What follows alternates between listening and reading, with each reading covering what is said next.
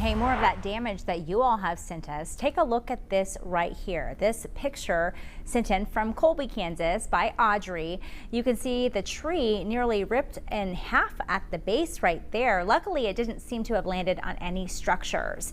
We know thousands of people tonight are without power because of the storms. Here's a look at the Midwest Energy Power Map right now. So if you look at all those hexagons, the red there indicates confirmed outages within their area.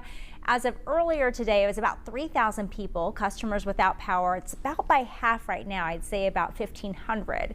We have tried to get in contact with Midwest Energy to learn about the restoration process and when they will be back on in full. We're still waiting for updates from their team, but we'll keep you posted.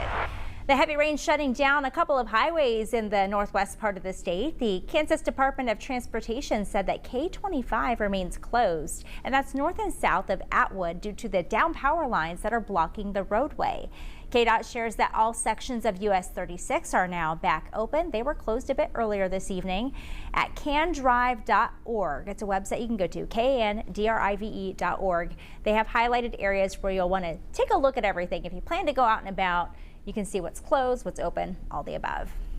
With weather alerts lasting all weekend, you'll want to keep our free Storm Team 12 weather app handy. I love having it for my family, and you should for yours, especially tomorrow with Father's Day in your plans. You can see up-to-date data and live interactive radar that you can customize to your location. Just make sure that you allow for notifications for the alerts in your area.